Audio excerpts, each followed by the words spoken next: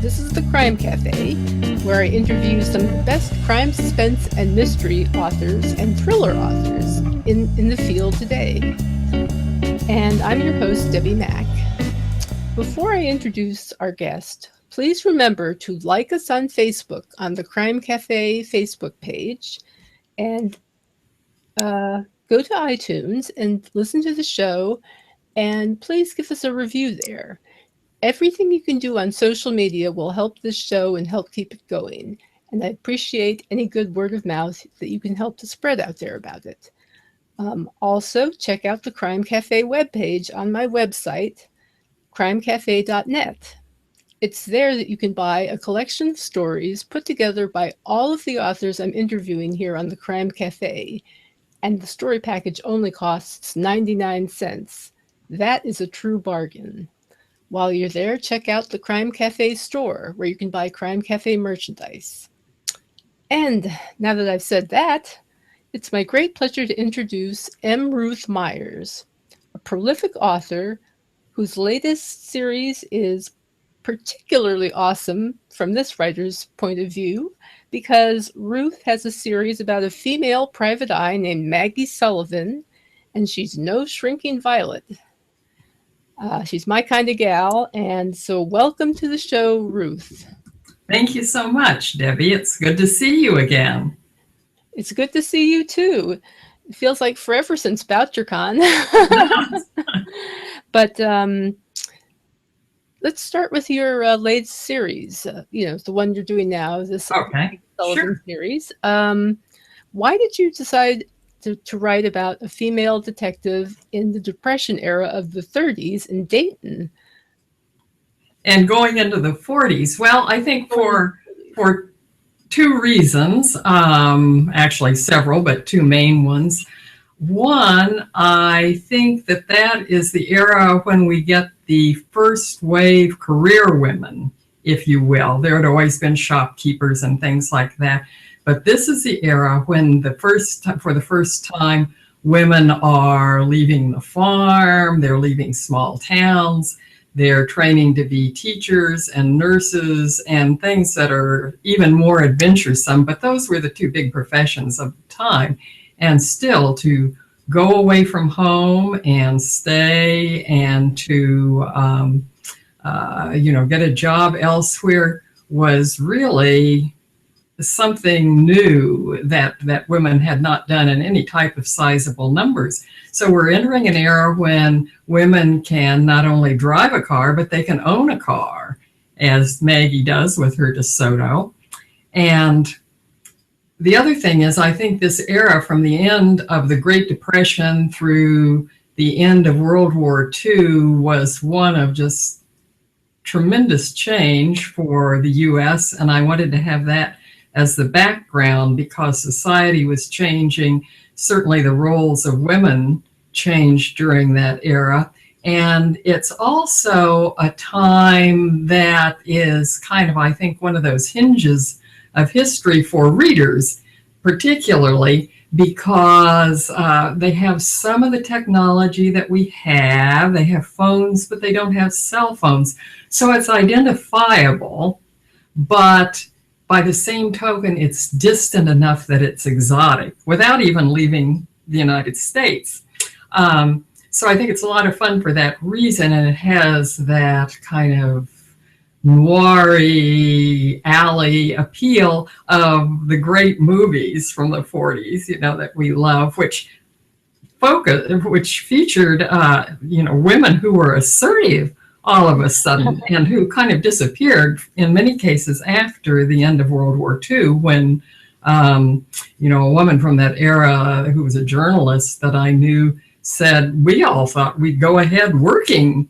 And suddenly, lots of them went back to the home. But even if they did, they had been changed in, I think, many ways that weren't always obvious. But, they were more supportive of their daughters going and getting an education and their granddaughters and just many things like that. So. Yes, I think those are all great reasons. I'm reminded of a documentary I saw about Rosie the Riveter. Mm-hmm. I mean, she was iconic of the whole concept of women working and being more independent than they've been in the past. And I think that you're mentioning the film noir period, of that very, Yes. the 40s there, is also interesting because it's it's post-war, and the women in the movies had the tendency to be more, they pushed against their what do you call, sexual uh, boundaries, I guess, the gender The boundaries. gender boundaries, yes. And yet they did so in a way that was manipulative, sexually manipulative many times. The Femme Fatales. Yes, And I yes. think your protagonist is so wonderfully different in that she is truly independent and not trying to use men, but trying to work alongside them and be as good as them, or better. And she uses their very preconceived notions Exact. to work against them in many cases. And of course, she's not above flashing her legs, since she has great legs, because she knows what a distraction it could be. Absolutely, Yeah, yeah. yeah. It's a lot of times women do that today. I mean, they use male assumptions that women cannot, or Do that. somehow Right. are at a disadvantage. Unfortunately, these perceptions still do linger today, and women can really surprise men sometimes with what they can do. Um, in any case, without going into all that, which I already have, so it's too late. um, can you tell us about the general arc of the series and about your latest book and where it takes Maggie? The one that's just out, or the one that I'm working on now? The one that's just out, I guess. Oh, Whatever you want to talk about. okay. Um, well, the series begins in 1938 and will end in 1947 at the end of, well, actually, a year or so after the end of World War II, because I want to see the men coming home. Part of what I want to do, always in the background of the mystery, is to show society changing and losing its innocence, which I think happened, and how everyone comes out on the other side. And of course, not all the characters in the series are going to make it out to the other side. And so I anticipate that readers are going to shed some tears along the way. And, we'll see our hitman join up, among other things. And of course, most of the men will be drafted, which causes a few complications to maintaining it. But we've had two set in 38, we've had one in 39, and the most recent one is in fall of 1940. And what I tried to do in that, in Shamus in a Skirt, was to show how the country still kind of thought that they could avoid being drawn into the war, even as the bombs were starting to fall in London. And it's a book where Maggie becomes aware of how isolated she is, in the sense of she's never been out of Ohio. I mean, she can shoot with the rest of them and throw a punch and all these other things, but she really doesn't have a sense of reality with what's happening there until she has a case that draws her into it with, people fleeing and people who have been in Europe. And so I wanted to show that. I wanted to show also that the country was not completely in favor of entering the war. In fact, it was very divided at that point, because I think we've seen so many movies where this is the good war and, the greatest generation, all that we forget, or many don't know, that there was a sizable contingent of some of the most prominent political families in the country and others like the Lindberghs who were vehemently against the war and against America's involvement, other than for profiteering purposes in some cases. And so that's kind of where the story has come so far. The next book will be in 41, and it's going to end a few days after Pearl Harbor. Interesting. Very interesting. Anybody who thinks that America was reluctant to become involved with World War II needs to see the movie The Best Years of Our Lives. That really brought it home for me. Uh-huh. Now, according to your website, you've written more than a dozen novels in several categories. Right. Talk about them a little bit? Okay, well, I started out, my first book was published in 1979 in hardcover from Coward McCann and Gohagan, which is no longer in existence. It was part of the Putnam Group, and it was called A Journey to Cusco. There's I think the book cover is on the wall behind me. I don't know if you can see it. It's above the Shamus Award. But it was romantic suspense set in Cusco, Peru. And that's what I wanted to write, was mystery, romantic suspense, that type of thing. Well, after the first one came out, they said, oh, you know, the market's soft now, but people are really interested in romance. Why don't you write that? So yeah. I did that for a number of years. Well, did actually one historical romance and then what were called women's novels that had different degrees of it. And a couple of those are very skullduggery type of, kind of thriller things, not quite at that category. And then after a considerable falling out with the publisher that I'd been with for years and years, I did another book for Dell, which was a romantic suspense thriller with an international terrorist. And I'm told it's still quite timely. A couple of my books are. And I did reissue that as an ebook. And then I kept seeing all these consolidations, that was happening in publishing, of big publisher gobbling the next little guy and the next little guy and little guy, kind of parallel with what we were seeing with bookstores, with the big chains eating up the smaller and smaller independents. And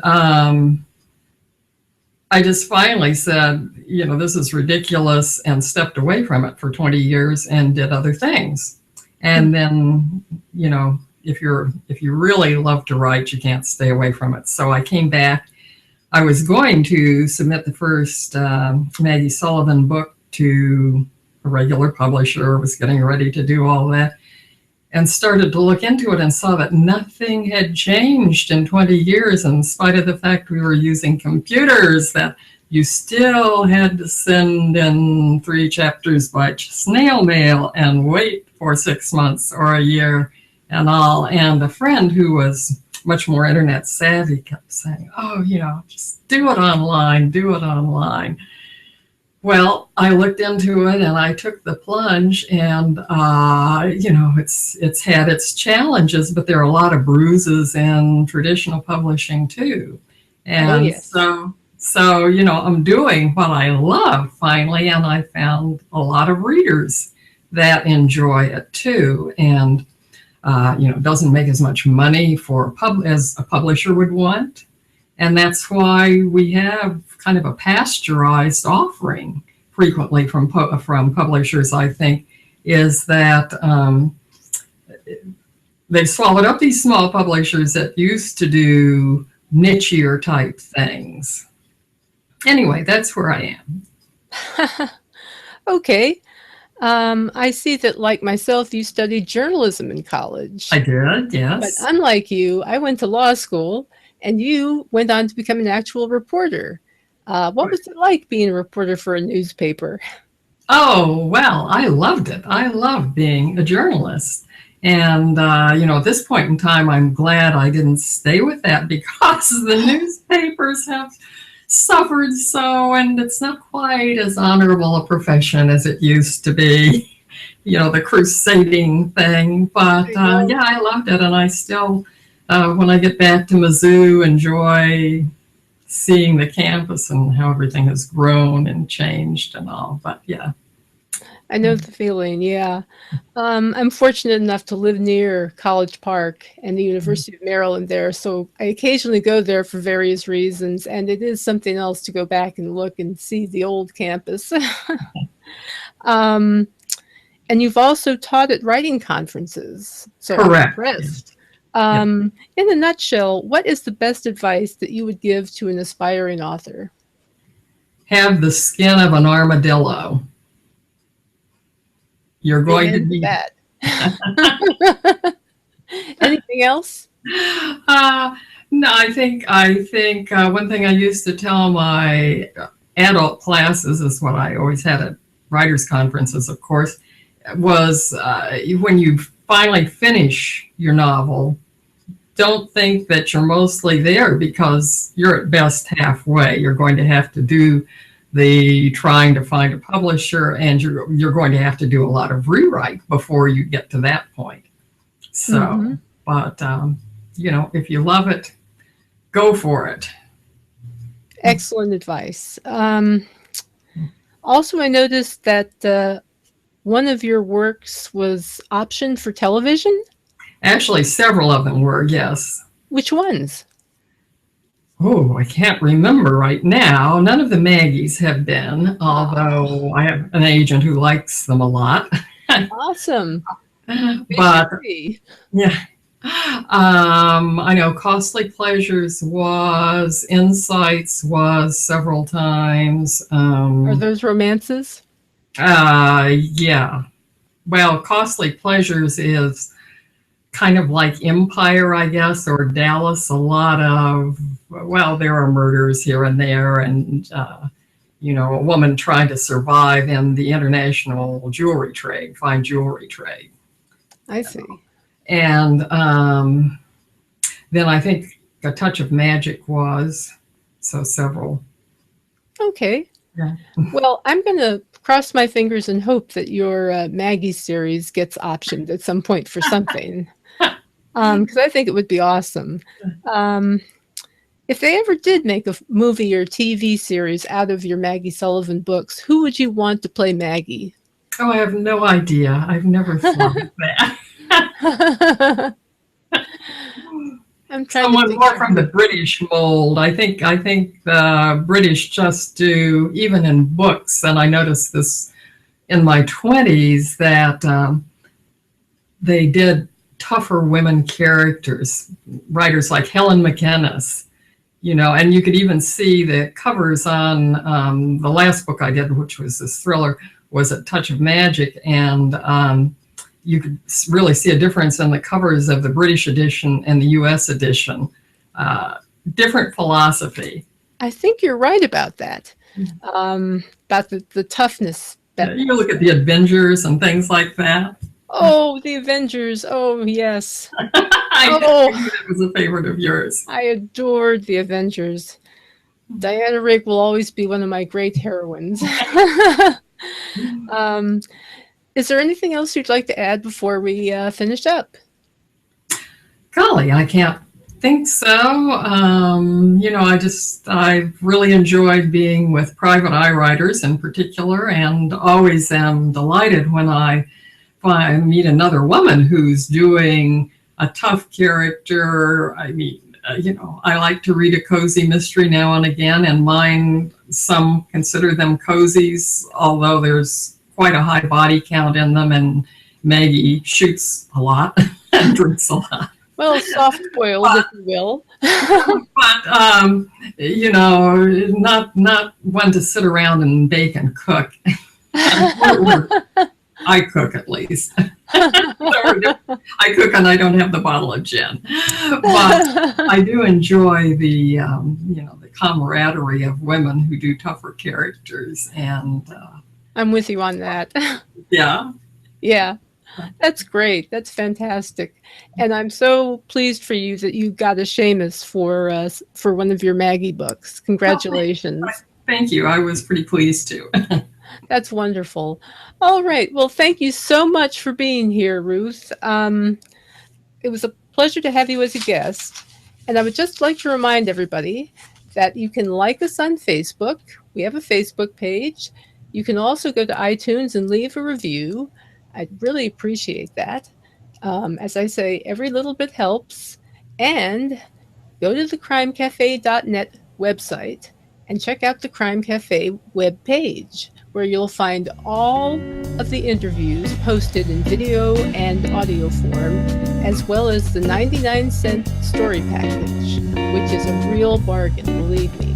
So with that, I will simply say thank you so much for listening, and see you in 2 weeks.